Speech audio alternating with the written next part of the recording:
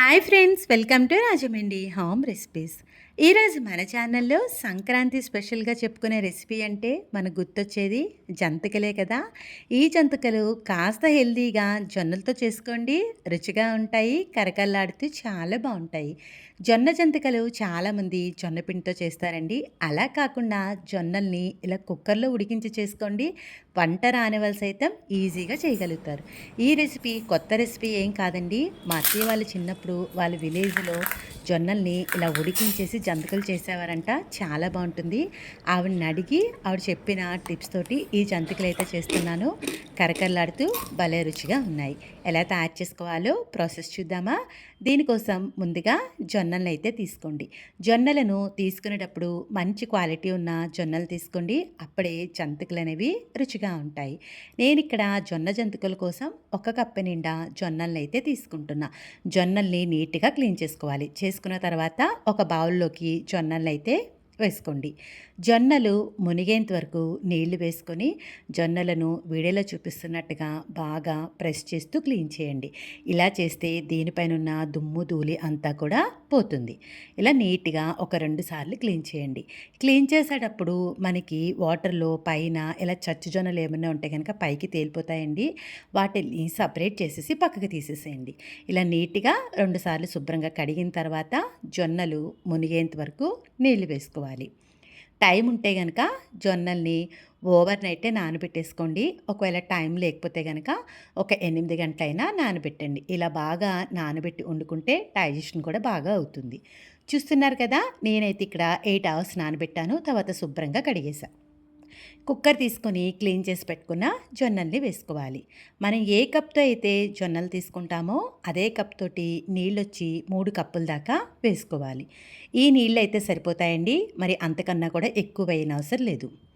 Cooker పైన మూత పెట్టేసి విజిల్ పెట్టేసి హై ఫ్లేమ్లో ఒక 2 విజిల్స్ రానివ్వండి. మీడియం ఫ్లేమ్లో ఒక 8 విజిల్స్ రానివ్వాలి. ఇలా 10 విజిల్స్ వచ్చి కంప్లీట్గా ప్రెషర్ పోయిన తర్వాత కుక్కర్ మూత తీసి చూద్దాము. చూడండి, జొన్నలనేవి ఉడికాయి కదా, ఉడికిందా లేదా అనేది చెక్ చేద్దాము. జొన్నలు పట్టుకుని ఈ విధంగా మ్యాష్ చేస్తే కనుక మెత్తగా అయిపోతే ఉడికిపోయినట్టు. చూస్తున్నారు కదా, చాలా మెత్తగా ఉడికిపోయినాయి. మనకి ఈ జొన్నల్లో కొద్దిగా వాటర్ ఉండిపోతుందండి. ఆ వాటర్ ఏమీ పడేయనవసరం లేదు. చూస్తున్నారు కదా, మరి ఎక్కువ వాటర్ ఉండదు. వీడియోలో చూపిస్తున్నట్టుగా నేను చెప్పిన 3 కప్పులు వేసుకుంటే ఇంత వాటర్ మాత్రమే వస్తుంది. జొన్నలను పూర్తిగా చల్లారిన తర్వాత మిక్సీ జార్లోకి ఆ వాటర్తో పాటే వేసుకోండి. ఎక్కడ కూడా జొన్న తగలకుండా వీలైనంత మెత్తగా పేస్ట్ చేసేసుకోవాలి. చూడండి, జొన్న పేస్ట్ అయితే రెడీ అయిపోయింది. చూస్తున్నారు కదా ఎంత స్మూత్గా ఉందో. ఈ విధంగానే గ్రైండ్ చేసుకోవాలి. ఈ పేస్ట్ని కాస్త వెడల్పుగా ఉండే పేషన్లో వేసుకోండి. ఇలా వేసుకున్నాక అదే మిక్సీ జార్లో మిగిలిన జొన్నలు అలానే మిగిలిన వాటర్ని వేసేసి వీలైనంత మెత్తగా పేస్ట్ చేసేసి దాన్ని కూడా దీంట్లో వేసేసుకోండి. ఏ కప్తో జొన్నలు తీసుకుంటారో అదే కప్ తోటి 3 కప్పుల దాకా పొడి బియ్యం పిండిని వేసుకుంటున్నా. ఇది నేను మార్కెట్లో కొన్న ప్యాకెటే వేస్తున్నానండి. అయినా కూడా బాగానే వచ్చాయి. 3 కప్పుల దాకా వేసుకుంటున్నా. 1 స్పూన్ దాకా ఉప్పునైతే వేసేసుకోండి.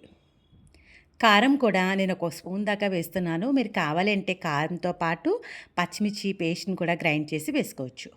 వాముని ఇలా క్రష్ చేసి వేసేసుకోండి. వాము వేయడం వల్ల ఫ్లేవర్ అనేది బాగుంటుంది. జంతికలు కమ్మదనంగా ఉండడానికి 3-4 టేబుల్ స్పూన్స్ దాకా నువ్వులు వేసుకోండి. తినేటప్పుడు నువ్వులు తగులుతూ కమ్మదనంగా ఉంటాయి. ఇలా అన్నీ వేసుకున్నాక ప్యాన్లోకి 4 టేబుల్ స్పూన్స్ దాకా ఆయిల్ వేసుకోండి. 1 కప్పు జొన్నలు 3 కప్పుల దాకా బియ్యం పిండి వేసుకున్నాను కాబట్టి 4 టేబుల్ స్పూన్స్ ఆయిల్ని బాగా హీట్ చేస్తున్నా. హీట్ అయిన ఆయిల్ని ఈ పిండిలో వేసేసుకోవాలి. ఇలా వేసుకున్న తర్వాత వేడి మీద చేయి పెడితే కాలుతుంది కాబట్టి గరిటెతోటి ఒక్కసారి నూనె అంతా కూడా పిండిలో కలిసేలాగా కలపండి. కొద్దిగా ఇలా కలిపిన తర్వాత వేడి తగ్గిందన్న తర్వాత కొద్దిగా మన గరిటెకి పిండి అనేది అంటుకుపోయి ఉంటుంది. ఆ పిండిని ఈ విధంగా తీసేసుకోండి. ఇప్పుడు చేత్తోటి ఈ స్పైసెస్ అంతా కూడా పిండిలో బాగా పట్టేలాగా నూనె అంతా కూడా పట్టేలాగా కలపండి. ఇలా స్పైసెస్ అంతా కూడా మనకి బాగా బియ్యం పిండికి జొన్న పిండికి బాగా పట్టేలాగా కలపండి. చూడండి, ఇది కలిపేటప్పటికి స్పైసెస్ అంతా కూడా బాగా పడుతుంది. పిండి కూడా చూస్తున్నారు కదా! మనం వాటర్ వేయకుండా ఫస్ట్ ఈ విధంగానే కలుపుకోవాలి. గట్టిగా ఉంది కదా! ఇలా వాటర్ వేయకుండా కలుపుకోండి. ఎక్కువ క్వాంటిటీలో చేసే అయితే గనక బ్యాచెస్‌గానే కలుపుకోండి. లేదు అనుకుంటే గనక మనకి జంతికలనేవి విడిపోయినట్టుగా అయిపోతాయి. నేనైతే సగం పిండిని పక్కన పెట్టేసి మిగిలిన పిండిని ఈ విధంగా మ్యాష్ చేస్తూ కలుపుతున్నాను. ఇలా అంతా ఫస్ట్ స్పైసెస్ కలిపిన తర్వాత కొద్దిగా నీళ్ళని జల్లుకుంటూ పిండిని కలుపుకోవాలి. అలా అని చెప్పేసి మరి ఎక్కువ వాటర్ కూడా వేయొద్దు. చూసుకుంటూ కొంచెం వాటర్ వేసుకుంటూ స్మూత్‌గా కలుపుకోవాలి. చూడండి, ఇది జొన్న పిండి కదా! మనకి కాస్త టైం పడుతుంది. ఇలా మ్యాష్ చేస్తూ బాగా కలిపితే గనక జిగురు కూడా వస్తుంది. చూస్తున్నారు కదా! ఇలా ఉండలాగా స్మూత్‌గా అయ్యింది. ఇప్పుడు మరికొద్దిగా నీళ్ళు వేసుకొని మరి కాస్త పలచనైతే చేస్తున్నా. మరీ బాగా పలచగా చేయకూడదు. అలా అని చెప్పేసి మరీ గట్టిగా కూడా ఉండకూడదు. స్మూత్‌గా ఉండాలండి. వీడియోలో చూపిస్తున్నట్టుగా ఇంత స్మూత్‌గా కలుపుకుంటే సరిపోతుంది.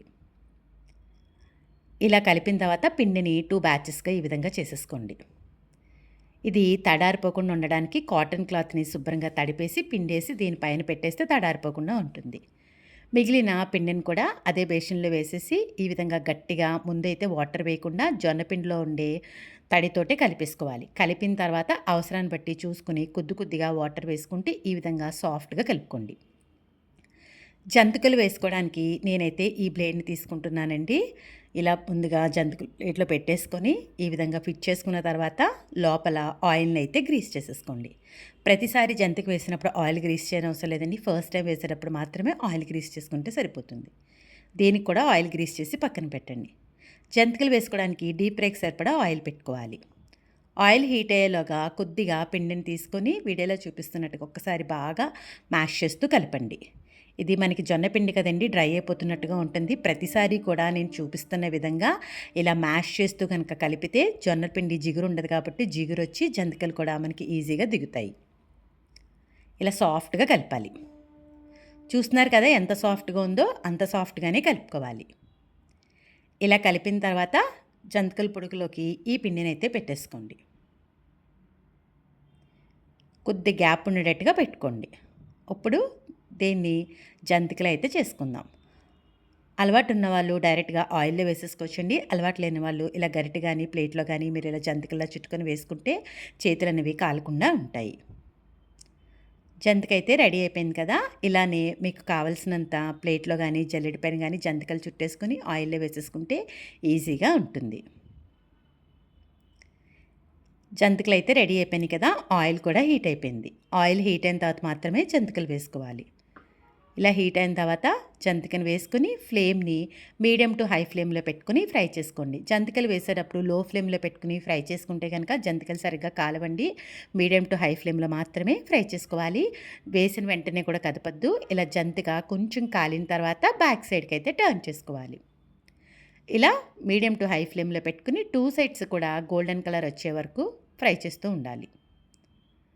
చూస్తున్నారు కదా! ఇది చక్కగా ఒకవైపు వేగిపోయింది. ఇంకొక వైపు అయితే ఫ్రై చేస్తున్నా. ఇలా 2 సైడ్స్ కూడా గోల్డెన్ కలర్ వచ్చి ఆయిల్ కూడా కాస్త బబుల్ తగ్గిన తర్వాత మనం స్ట్రైనర్‌లో అయితే తీసేసుకోవాలి.